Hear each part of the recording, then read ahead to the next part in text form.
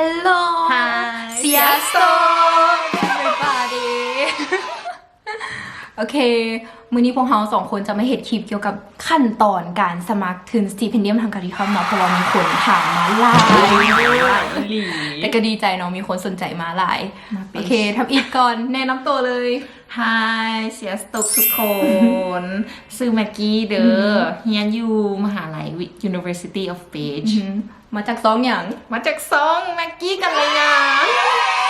เข้าไปกด subscribe ให้เด้อ Link down below ดังไปโล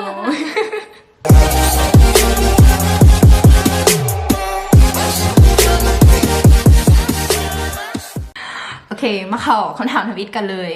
เป็นอย่างต้องฮังการี มันก็มีหลายเหตุผลหลายเวอร์แต่กะลักๆกะไปเที่ยวโมเมนต์แล้วกะตอนแรกกะไปเที่ยวฮั่นแหละแต่ย้อนมาฮังการีมันอยู่แบบนั้นเซ็นทรัลยุโรปเลยแบบทั้งกลางเลยแล้วแบบเวลาที่ไปใส่นี่แบบง่ายนะ แบบขี่เทรนนี่อย่างแบบมันประเทศมันติดกันเลยมันก็มีแบบโอเชียนอีอย่างแบบขั้นไว้อีอย่างซีแล้วก็แบบ residence permit อีอย่างเฮาก็แบบไปใน Schengen area แบบได้ไปเลยแมนแบบเฮาสามารถไปใส่ก็ได้แบบบ่ต้องขอ Schengen visa เลยเนาะขอแค่มี resident permit เนาะเดี๋ยวบัดแล้วจะไปบอกใหม่เนาะว่า resident permit เป็นอย่างเนาะ สำหรับคนที่ได้ถึงแล้วแล้วก็อีกเหตุผลหนึ่งก็ย้อนมาเฮาได้มีโอกาสมาเรียนแบบต่างประเทศด้วยทุนดีๆที่แบบสนับสนุนเฮาเกือบ 100% ซ้ำก็ว่า100เนาะแต่ว่าปีพวกเฮาแมนอาจจะได้จ่ายปียนเองอยู่แต่ว่าก็ได้ยินแว่วๆมาว่าจะมีการจ่ายปียนให้เนาะปีนี้จ้ะแต่ก็บ่ฮู้ว่าแท้บ่ต้องท่าเบิ่งไปอีกแล้วก็แบบเฮาได้มีแบบ opportunity มาเรียนต่างประเทศได้ดีกรีแบบต่างประเทศแบบเฮ็ดเวียกอีหยังแบบมันก็แบบดูดีใน CV เฮาอีหยังจังซี่แล้วก็อีกเหตุผลหนึ่งก็คือแบบเฮาเรียนเมื่อกี้เองเป็นคนเรียน IR เนาะแล้วแบบเฮามีโอกาสแบบได้มาเรียนต่างประเทศแล้วก็แบบมันมีหลายองค์การจะตั้งคือคล้ายๆ UN อีหยังจังซี่แบบอยู่ประเทศใกล้เคียงคือออสเตรียมันก็มี headquarters อยู่หั่นแบบก็ได้ยินแว่วๆว่าบางทีเพิ่นรับอินเทิร์นนำก็แบบน่าสนใจอินเทิร์นอยู่ UN มันเนาะสาธุขอได้ แล้วก็อีกอย่างหนึ่งที่ขาดบ่ได้เลยเนาะก็คือสายสัมพันธ์ลาวฮังการีเนาะก็คือแบบพวกเพิ่นก็พยายามที่จะแบบไปมาหาสู่อย่างกันประมาณนี้กับเริ่มแล้วเนาะกับเป็นอีกประเทศหนึ่งที่เฮาก็ควรมาเรียนล่าสุดกับประธานาธิบดีฮงการีก็ไปเยี่ยมยามเรากับภรรยาเพิ่นแล้วก็ทิศก่อนๆนั่นก็ทานฮองนายกก็มาเยี่ยมยามฮงการีกับคณะเพิ่นcriteria ในการสมัครก็คือ1ต้องแม่นคนสัญชาติลาวอาศัยอยู่ประเทศลาว18 ปีขึ้นไปรู้สึกว่ามันจะมีวันเดือนปีเกิดแม่นบ่ว่าแบบต้องเกิดก่อนหาหลังวันที่เท่านี้เนาะอันให้คันคนสมัครปีนี้มันต้องเกิด2001ว่ะ2001หรือ2002 2001ที่ว่าเนาะ2001แม่น31เดือน8 2001แม่นเพราะว่าเฮาต้องฮอด18 ปีก่อนเฮาเข้าเรียนแม่ละกะสำหรับไผที่อายุบ่ฮอดเนาะอันนี้ก็เป็นอีกคนนึงที่เคยที่แบบว่าอายุบ่ฮอดแล้วลองสมัครเบิ่งสินะกะบ่ได้เนาะกะคันใครอยากลองเสี่ยงก็ลองเบิ่งเนาะแต่ว่าอันนี้ลองมาแล้วเนาะคือคันบ่ได้กะบ่ได้อีหลีเลยคือเขาเจ้าบ่ให้อีหลีหั่นนะถ้าปีนึงบ่เป็นหยังอันนี้เมื่อกี้ก็ถ้าปีนึงคือกันเรียนมสคือกันเลยอันนี้ก็2 ปีจบก่อนนี่เนาะแม่นจบก่อนก็คือแบบอยู่ในระบบมันจะมีแบบตัดไปออโต้เลยคันอายุบ่ฮอดก็คือตัดออกเลยสินะแต่คันใครอยากลองเบิ่งก็ได้แต่ก็เสี่ยงเนาะโอเคมาเข้าตัวต่อมากันเลยก็คือวิธีการสมัครเนาะซึ่งว่าปีนี้นะใครหลายเพราะว่ากระเจ้าเฮ็ดเป็นโปสเตอร์ออกมาเลยคือวิธีขั้นตอนการสมัครแบบเป็นอันไปเลยว่าเฮ็ดหยังก่อนซึ่งจะมีอยู่ประมาณ6 อัน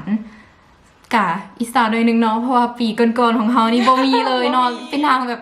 อ่านแบบ เขาเลยไม่ต้องอ่านแบบ call for applicants แบบเป็น PDF ไฟล์แบบหลายๆหน้าแบบต้องไปอ่าน แล้ว เล แบบ ย อ่านทุกโตเลยแบบอุ้ยอีหยังวะแบบบ่เข้าใจ แล้วแบบ นะ ได้เลาะถามเลาะถามไลน์ ได้ไปรอถามเขา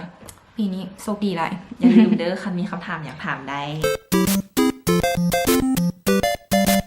ขั้นตอนทำอิฐเลยเนาะก็คือก่อนอื่นเมิดเราต้องเข้าไปเว็บไซต์ apply.stipendiumhungarycum.hu เนาะเดี๋ยวสิแปะลิงก์ไว้ทั้งลุมให้ แล้วเข้าไปปุ๊บเนาะเราต้องไป register ก่อนก็คือเข้าไป become an applicant เนาะเข้าไปแล้วเราก็เติมข้อมูลอย่างต่างๆของเขาแล้วแล้วก็เขาก็จะสมัครแล้วก็เป็น applicant ทุกคนต้องสมัครเด้อเพราะว่าคืนนี้มันแม่นสมัครออนไลน์หมดเลย แมนแบบเราต้องอัปโหลดเอียงแบบด็อกิเมนต์เอียงต่างๆ แบบออนไลน์ไปเลยค่ะนะไปแล้วเวลาเราสมัครเข้าไปแล้วเนาะเรากด Find Program ก็คืออันนี้คือ Step 1 อยู่ในโปสเตอร์เลยเนาะ Find Your Chosen Program เราสำหรับไผ่ที่ฮู้อยู่แล้วว่าจะเรียนสายอย่างเนาะก็เขียนสายเรียนนั้นเข้าไปเลยเข้าเดี๋ยวคลิกแป๊บกดเราสามารถ select ได้เนาะว่าเป็นแบบ category ใดมันจะมีทั้ง bachelor master แล้วก็ PhD อย่างเนาะแล้วก็เป็น full degree หรือ partial partial ฮะแหละแล้วก็จะมีแบบเป็นหลายๆภาษาเนาะแบบบ่แม่นว่ามาเรียนในแต่ภาษาอังกฤษเนาะจะมีแบบภาษาฝรั่งเยอรมันอีหยังก็ได้เป็นภาษาฮังการีก็ได้เนาะแล้วแต่แบบว่าอยากมาเรียนเป็นภาษาหยังก็เจ้าก็จะมีให้แล้วเวลากดเซิร์ชออกมาก็จะมีชื่อโรงเรียนต่างๆออกมาเนาะคันไผ่เลือกได้แล้วว่าอยากเรียนโรงเรียนใดก็กด apply now ไปเลย แต่ว่าคันยังเลือกบ่ได้ก็เบิ่งไว้ก่อน แล้วก็ออปชันที่2เนาะสำหรับคนที่ยังบ่ฮู้ว่าอยากเรียนสายใดก็ให้เข้าไป www.studyinhungary.hu เข้าไปปุ๊บแล้วกด Stipendium Hungarycum เข้าไปแล้วเขาจะเห็นว่ามันเขียนว่า call for application ปี2021ปีปัจจุบันเนาะแล้วเข้าไปซองทำอิฐเนาะแมนเป็นไฟล์ PDF ของวิธีการสมัครทุน ทั้งหมดเลย แมนแล้วก็ซองที่2จะเป็น appendix เนาะซึ่ง appendix 1คลิกเฮียกดตัวคลิกเฮียแล้วมันจะดาวน์โหลดออกมาเป็น Excel มาให้แล้วก็จะเป็นในหน้าทันมันจะเป็นสายเฮียนก็คือสายทั้งรวมทุกสายเลยทั้ง Bachelor ทั้ง Master อย่างต่างๆแล้วก็มีเป็นซ่องของประเทศลาวว่าประเทศลาวนะสามารถสมัครสายใดได้แดมันจะเป็นตัว X เนาะสายนี้สามารถเรียนได้อย่างประมาณนี้มีอย่างตัวบอก ตัวของเขาเฮ็ดแมนแม็กกี้เนาะเฮ็ดจะเป็นแคตตากรีไว้ให้แล้วเนาะเดี๋ยวรีสิแปะไฟล์ลิงก์ไว้ทั้งรูมให้แล้วก็เข้าไปเบิ่งตัวแม็กกี้เห็นเลยเนาะถึงจะรวมมีจักสายก็254สายสำหรับคนลาวสมัครได้ก็คือรวมมาทุกอย่างเลยทั้งปริญญาตรีปริญญาโทอย่างต่างๆอยู่ในนั้น254มีหลายออปชั่นให้เลือกเลยเนาะคืนนี้แบบให้โอกาสเขาได้โคตรหลายเลยโอเคมาฮอดขั้นตอนที่2ก็คือการสมัครกับregister เนาะ register นี่แม่นเฮา register ไปแล้วตัวเฮาเป็น become applicant เนาะแล้วอัปโหลด document ซึ่ง document มีอย่างแน่เฮาจะเอาไปเว้าน้ำหลังจากเว้าเรื่อง process นี้แล้วเนาะเวลาเฮามันจะมีให้ตืมทาง document ทาง motivation letter มีอันไหนอีกก็มีฮูปนำมีฮูปเฮา CV แล้วก็ข้อมูลส่วนตัวของเฮาเองทั้งพ่อแม่ซื้อพ่อซื้อแม่ถามหมดแล้วก็มี referee ป่ะ reference แม่นอาจารย์เฮาต้องมีอาจารย์ at least 2 คนแม่นบ่หรือคนหนึ่งวะ2แล้วก็เขาสามารถกลับมาตืมย้ำได้ก็ได้เนาะเพราะมันจะเซฟไว้ให้เฮาแม่นแต่ห้ามกด submit ค่ะจนกว่าเฮาแล้วนั่นแหละกลับมาตืมได้ตลอด จนกว่าแอปพลิเคชันของเรามันสิแล้วเนาะว่าเรื่อง document มันจะมี main document กับ missing document เนาะก็คือก่อน deadline นะเราต้อง submit ตัว main document ก็คือแบบ document หลักของเราที่บาขาดบ่ได้เลยเนาะก็จะบอก ไม่ ไว้ งั้นมันสิบอกในเว็บไซต์เลย เดี๋ยวเขาบอกตึงน้ำหลังเนาะ อือหือ ก็คือต้อง submit เข้าไปก่อน แล้วตัว missing document นะสามารถ submit น้ำหลัง deadline ได้ ใบประกาศค่ะ missing document เขาส่งน้ำหลังก็ได้ อือ ใบ ฮึ ประกาศ ไป นะ ประกันหมอเจนเนาะขั้นตอนที่3เนาะซึ่งตัวที่เขาเว่าไปหั้นนะมันจะบ่ตรงกับโปสเตอร์ปานใดเพราะเขาจะสลับตัวที่2กับตัวที่3นำกัน มันจึงเข้าใจง่ายเนาะโอเคคือหลังจากเวลาเขา submit document เอียงsubmit application เนาะ อือหือ submit application ของเราแล้วมันจะมีเป็น PDF ให้เรามาโหลดตัวแอปพลิเคชันของเราแหละเราโหลดออกมาเนาะแล้วเราปริ้นออกมา แล้วหลังจากนั้นเราเอาไปส่งให้ sending partner ก็คือตามโปสเตอร์เนาะก็คือตัวที่2หั่น sending partner วันนี้ sending partner เป็นไผ ของคนลาวที่ใส่ ก็คือ sending partner หันแมนกระทรวงศึกษาของเราเนาะเราต้องไปให้ถึกตึกใด ตัวสาขาเจ้าส่วนสนามกีฬาเจ้าอนุวงศ์ โตไกด์พิซซ่าคอมพานีเนาะแถวหอวัฒนธรรม บ่แม่นตัวหอ ตัวนั้ ข่าวน บ่แม่นพอเมื่อกี้เคยหลงแล้ว ตอนไปสมัครมาไปตัวหอข่าวแล้วมีอันนั้นไปถามเอ้ยเนาะเอ้ยอันนั้นเฮามาส่งแบบสมัครทุนฮังการีอะไรอย่างนี้ แล้วแบบเอ้ยเราบอกว่าบ่แม่นสาขานี้เด้อเนาะแบบอุ้ย อันไหนก็มันมีหลายสาขาไม่เห็นให้คนงง งง นั่นแหละ ก็คือเราเอาไปส่งเดดไลน์นี่แมนน่าจะเป็นหลังเดดไลน์ทึนนี่น่าจะยังส่งให้กระทรวงศึกษาได้อยู่ แม่นแต่กะหลังเดือนหนึ่งที่15กับโบโดนดอกแต่กะเพิ่นกับให้ประมาณทิศหนึ่ง อือฮึ เพราะว่าออนไลน์แอปพลิเคชันเพิ่นปิดที่เดือนหนึ่งที่15 อือฮึเพื่อแบบคนต่างแขวงอย่างแน่ แม่ ที่กระเจ้าแบบเดินทางมายากอย่างประมาณนี้ก็ซาสุดกะทิศหนึ่งหลังจากเดดไลน์เนาะก็ให้ไปส่งนำกระทรวงเลย ก็หีบติดต่อหาเพิ่นได้ อือฮึ อยู่เว็บไซต์มันสิมีบอกว่า sending partner ของแต่ละประเทศแมนซื้อหยังแล้วก็บอกอีเมลเพิ่นพร้อม มีเบอร์นะมัน มีเบิร์ดว่ะ ไม่แน่ใจว่ามีเบอร์บอเนาะเดี๋ยวเข้าไปเบิ่งได้เลย หลังจากนั้นก็เดดไลน์เนาะก็คือที่15 เดือน1 2020และหลังจากนั้นเด้ถ้า ถ้าอย่างเดียวเนาะกับโบโดนแต่ก็ประมาณเดือนหนึ่งเนาะ ประมาณเดือนหนึ่ง ประมาณเดือนหนึ่งก็คือกระเจ้าจะส่งมาให้ว่าแบบผ่านฮอบแรกหรือโบเนาะซึ่งก็บ่ต้องกังวลหลายคัน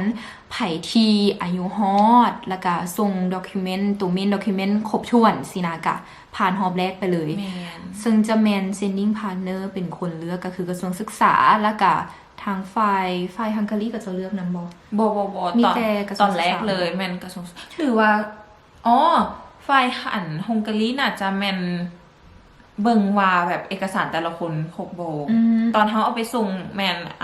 พนักงานอยู่กระทรวงศึกษาแมนเพิ่นก็กวดนำเฮานำว่าเอกสารเขาครบบ่ ก็คือสิแมนทั้งสองฝ่ายแบบเหมือนกับ แม่ ประสานงานกันหั่นแหละ แม่ ว่าแบบ กลับไป คนนี้ กลับมา คนนี้ได้อย่างประมาณนี้กะคันอายุฮอดแล้วก็เอกสารครบกับบ่ต้องยานเลยเนาะ แม่น ฮอบแล้วผ่านไปแบบชิวๆเลย เพิ่นจะอีเมลมาแต่ว่าเขาแบบถึกนอมิเนตแบบ sending partner เขาน ก็ อ คื มิเนต ทุกขั้นทุกตอนแมนก็จะส่งอีเมลมาให้หมดเลยว่าแบบผ่านบ่ประมาณนี้ คืนนี้เฮ็ดให้เขาแบบตื่นเต้นได้หลายเทื่อ หลายเทื่อแฮง กรีดหลายเทื่อ โอ้ยเด็กกระเจ้าบอกว่าประมาณเดือน2แมนกระเจ้าจะบอกว่าไผ่ผ่านฮอบแรกเนาะ กันเดือนหนึ่งพอดีเลย อือฮึมาฮอตขั้นตอนที่5ประมาณเดือน3เดือน4 เดือน5เดือน3ค่ะเดือน5 เดือน3ค่ะเดือน5ของปี2020เนาะก็คือ สำหรับคนที่ผ่านฮอบแรก อือฮึ แมนโรงเรียนแต่ละโรงเรียนหันเพิ่นจะติดต่อหาคัน อือฮึ ส่วนหลายกับโบทันทีหลังจากเฮาถึงนอมิเนตดอกแต่ว่ามันก็ใช้เวลาเพราะว่าบางโรงเรียนมันก็บ่คือกัน เพิ่นสิติดต่อมาหาว่าแต่ละคนหั่นนะจะเสิงเข้าโรงเรียนหั่นนะจังใดบางคนก็มีแบบเสิงออนไลน์ บางคนก็มีสัมภาษณ์เมื่อกี้ได้เฮ็ดทั้งสองเลย ส่วนของดีแมนถึกให้เฮ็ดวิดีโอ5นาทีเนาะส่งไปให้โรงเรียน ก็เลยแปลกก้นหมูเนาะเฮียนคอมมิวนิเคชันกับบ่ได้เฮียนเนาะแต่ก็ได้ส่งแนวนั้นกับก็แปลกดี ลาอันนั้นวิธีสลายการเสิงเข้าโรงเรียนมันเพิ่นมักจะบอกใน เว็บไซต์ตัว apply.stipendium.hungariacum.hu ที่หลังจากเขาไปเบิ่งโรงเรียนหม่องมันจะบอกดอกว่าแต่โรงเรียนให้เครดิตจากเครดิตแล้วก็ แล้วก็ require document แม่น แล้วก็วิธีเสงเข้าโรงเรียน แม่น เขาจะบอกเหมือนโอ้เราลืมบอกไปเลยเนาะว่าคืนนี้ค่ะนะสามารถเลือกได้2โรงเรียนเนาะ ต่อคน ต่อคนก็คือจะเป็นสายเดียว2โรงเรียนหรือว่าโรงเรียนเดี่ยว2สาย แม่น หรือแบบโรงเรียน1สาย1โรงเรียน1สาย1อย่างก็ได้เลยแบบแล้วแต่เฮาสิเลือกจังใดก็คือเลือกได้2โรงเรียนเนาะก็คือเคยมีหมู่อันนี้ที่บ่ฮู้แล้วก็ไปเลือกแต่โรงเรียนเดียวก็คือเสียโอกาสไปซื่อๆเนาะ แม่นล่ะมันสำคัญเด้อว่าเราจะเลือกโรงเรียนได้เป็นโรงเรียนที่1หรือโรงเรียนที่2แต่ว่าสำคัญสุดมันโรงเรียนที่1เขาต้องเลือกดีๆเพราะว่าคันเฮาได้มาแล้วมันเปลี่ยนบ่ได้ แม่น แบ มัน บ เปลี่ยนบ่ได้ ว่าอุ้ยอยากไปเอาโรงเรียนที่2จากที่โรงเรียนที่1สินะมันบ่ได้หั่นนะ คันเฮาบ่ผ่านโรงเรียนที่1ค่ะเรายังมีโอกาสอยู่โรงเรียนที่2อยู่ แม่นโรงเรียนที่2ยังแบบสามารถลงหามเขาได้แต่ว่า แม่น คันสมมุติว่าเขาได้ทั้ง2โรงเรียนแล้วแบบเขาอยากอุ้ยทีมนะบ่อยากเข้าโรงเรียนที่1แล้วเลยไปเลือกโรงเรียนที่2นี่ก็แบบบ่ได้เนาะก็จะบ่ให้ แล้วเฮาเลือกแล้วเพิ่นเตือนแล้ว เลือกแล้ว คุณเลือกแล้วเอา แล้วก็ มาฮอดขั้นตอนที่ หลังจากสิ่งแล้ว หลังจากสิ่งแล้วขั้นตอนสุดท้ายอะไรเนาะ อือฮึ ก็คือหลังจากสิ้นแล้ว มันแล้วแต่โรงเรียน แล้วแต่โรงเรียนอีกวันนี้ แจ้งตอนใดว่าเฮาผ่านบ่ แม่น ของลี ของลีค่ะนะ ประมาณจากมือ ตูก็ประมาณเกือบเดือนแต่กับบ่ฮอดเดือนนะมันจะแบบไวกว่านั้นเนาะแล้วคะแนนเสียงเนาะคะแนนเสียงของลีค่ะนะแปลกหน่อยหนึ่งมันจะออกมาเป็นลำดับเป็นแรงค์เป็นแบบที่1ที่2ที่3สินะแต่ว่าบางโรงเรียนจะเป็นเสียงแล้วปุ๊บแล้วคะแนนออกมาตอนนั้นเลยว่าได้เท่าใดสิ คื นะ อ BGE แมน BGE เนาะ เนาะ แต่ของเมื่อกี้บ่บอกคะแนนแล้วก็บ่บอกแรงค์พร้อมแบบตื่นเต้นแบบเฮากับรุ่นพอเฮาเนาะแล้วแบบโหจังได๋ดีวะ อันนั้นก็คือแบบโบยังเลย แต่ว่าโรงเรียนส่วนโฆษณาหน่อยหนึงเนาะ University of Fish นะเพิ่นแจ้งไว้เมื่อกี้เสิ่งสัมภาษณ์ประมาณสิ่งมื้อนี้ล่ะรู้สึกว่ามื้ออื่นแจ้งมาเลยว่าเพิ่นหับเฮาแล้วแบบโอ้ยดีใจแต่โรงเรียนที่2แม่นกะเดือนหนึงคือกัน นิดนึงอ่ะโดนเติมเนาะ แม่น บาง ได้ บาง ลุ้ โร น งเรียนแบบโดนแหงนะโดนจนแบบลืมไปแล้วว่าเคยสิอุ้ยขอโทษ แล้วก็แบบได้ตื่นเต้นมาเบิดเดือนหนึงแบบอุ้ยเมื่อไหร่เขาเจ้าสิอีเมลมาบอกเขาว่าแบบเขาเจ้าก็บ่บอกเขาอีกได้ว่าเขาเจ้าจะอีเมลมาบอกเขา แหละแบบบูได้มีแบบกำหนดว่าที่เท่านี้เด้อจะแจ้งสินะคือแบบอยากส่งมาตัวไหนก็ส่งเลยสินะแล้วเขาต้องได้มาลุ้นแบบฉะนั้นต้องเช็คเมลตลอ แม่ ด ต้องเช็คเมลตลอดเนาะแบบได้แล้วอย่างประมาณนี้ผ่านแล้วผ่านเข้าโรงเรียนแล้วโอเคหลังจากผ่านเข้าโรงเรียนแล้วบัดนี้ฮอตขั้นตอนสุดท้ายก็คือฝ่ายHungarian government เนาะ Tempus แมนชื่อว่า Tempus เนาะก็คือ Tempus ธนาก็เจ้าจะ